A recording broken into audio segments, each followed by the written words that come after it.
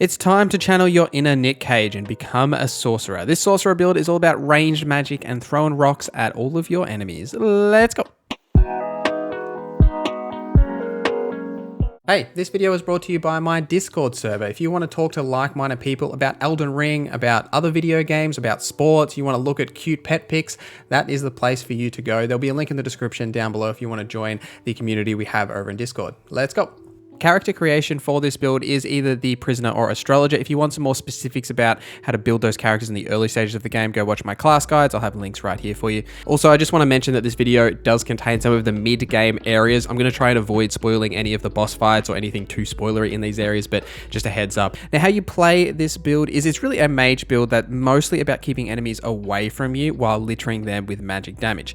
You want to open each encounter with the Great Blade Phalanx, as they'll just nicely float around your head until the enemy gets close to you or you engage them, and then they'll attack the enemy. And we're going to mostly be using Rocksling as our primary damage dealer. This is a high damage spell that you can get pretty early on with a really high stagger potential, and when paired with the Great Blade Phalanx, you can stagger most enemies very quickly. This allows you to keep enemies away from you so they don't get too close, but also in a lot of cases Rocksling will just kill enemies before they get to you anyway if you do hit them with the 3 rocks, so it's a very valuable skill to have. When you do stagger an enemy, we're not actually going to go up close to them and initiate that critical hit. You can really just reset here and put your Great Blade Phalanx up, as well as start spamming the Rocksling again and just keep that damage pressure on. This same combo works really well for bosses as well, especially the bigger bosses. It's perfect. Even if you take some damage when they are swinging at you, as long as you get the rocks up, the attack will still go off, so you can still deal that damage to them. And if you're dealing with faster enemies or bosses that attack in very quick succession, they're very aggressive, then you're going to want to use the Swift Glintstone Shard, as well as still using the Great Blade Phalanx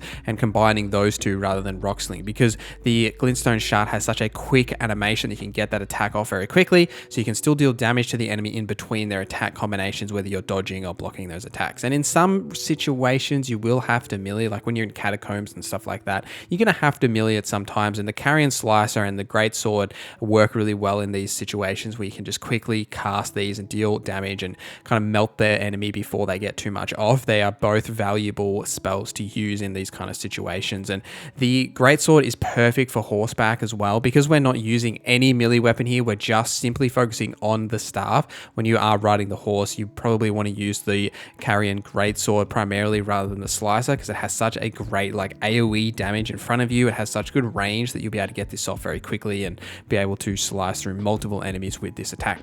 Now let's talk about those spells and what spells we're using. Now I like Starlight over just using a lantern. It gives a little bit better light. It's also a bit higher above. It costs virtually nothing. It's very cheap, but if you want to use a lantern, you can use a lantern instead. We're also using the Swift Glintstone Shard over Glintstone Pebble. I prefer the Swift Glintstone Shard over Pebble. You will start with Pebble, but you can switch it out for this Shard spell instead. It has less cost. It does slightly less damage, but it attacks much faster, so that's why I prefer to use the Swift Glintstone Shard. And our big heavy hitter is going to be Rocksling. It does tons of stagger damage, and when they do stagger, you can just keep firing away at them with the Rocksling. It's perfect on bosses and any kind of enemies that you do hit with this.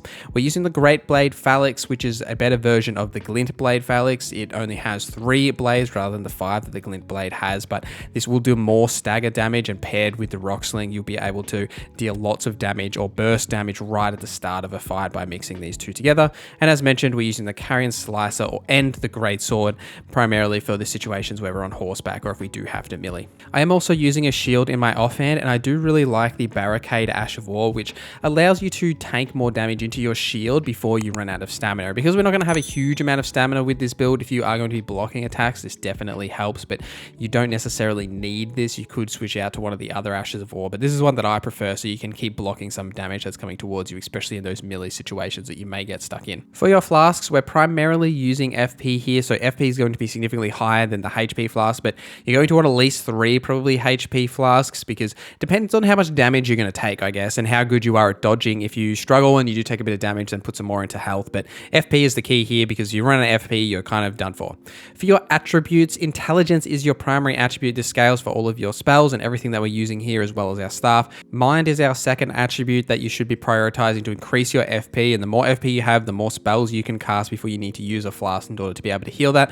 And then a couple of points into endurance and vigor, just to give you a little bit of health as well as stamina. Around the 15 mark is probably enough for both, or or maybe a little bit less in your endurance. And I'm using the same build here as I was for my Mage Knight, so the stats are a little bit all over the place. So for your strength and dexterity, that you may notice I have really high strength and dexterity, you don't have to do that. You can distribute your stats here and put them into intelligence and mind, so you can pump up those stats very quickly and much quicker than I have in this current character. For your gear, you can get tons of gear at the Raya Lucario Academy that just benefits this build like beyond anything. As soon as you get to that mid-game section, just jump over there and you'll get tons of stuff. The Carrion Knight armor is here, and that's the armor that I'm primarily wearing, though you can wear whatever armor suits you and has the best physical and elemental resistances. The Radagon icon shortens the spell casting time, and you can find this about halfway through Raya Lucario. This is perfect because you can get your spells off quicker, especially the Rock Sling. This helps so much with that. You also find the Carrion Knight Magic Shield that I am currently using in the Academy as well. The Craven School Talisman increases the potencies of your sorcery, so they'll deal a little bit more damage. And you can get the Blessed Dew Talisman in the Lindell area. You can teleport here from the Tower of Return. And what this will do is slowly regenerate your health, which, because we're not having a whole lot of HP and we also aren't really using a lot of flasks, if you do take a little bit of chip damage, and because we're staying at range, chances are there's going to be a decent amount of time between those moments where you are taking chip damage, so you can heal it back just by using the Blessed Dew Talisman rather than having to waste a flask in those situations when you do take a bit of damage.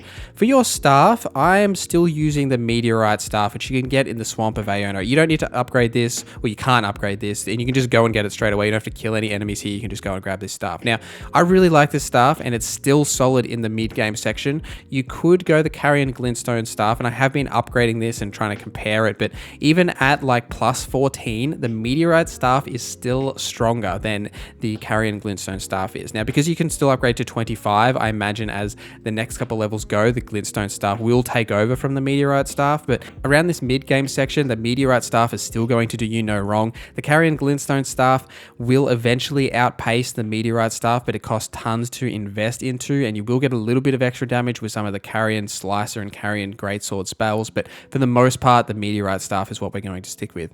A couple of tips to finish us off here. When you're on horseback, the Carrion Greatsword is the best spell to use in every situation because you don't really have to aim it. You're just going to hit everything in kind of a cone in front of you. You can basically kill most of those enemies that are just going to be littered around and deal damage that way rather than having to try and aim spells, which can be difficult on horseback. When you're memorizing your spells, you should also put them in an order that makes logical sense for the way that you're going to use those spells. So say, for example, if I'm using Greatstone Phalanx, I have that spell first, and then Rock Sling is my immediate next spell because I'm always going to cast that first at the start of an encounter and then switch to Rock Sling. And I have it set up this way because if you are constantly flicking through your spell list, especially as you start getting more spells, you can spend too much time doing that. And it's hard to do that in intense fights when you're trying to roll and you're just trying to find the right spell. And it's much easier if you just put them in the right order, and then you can quickly know that, you know, I always use this spell before I use this spell, so I make sure that they're in that same order. I'm also working on some faith and some strength builds, so keep an eye on that over the channel for the next kind of week or so.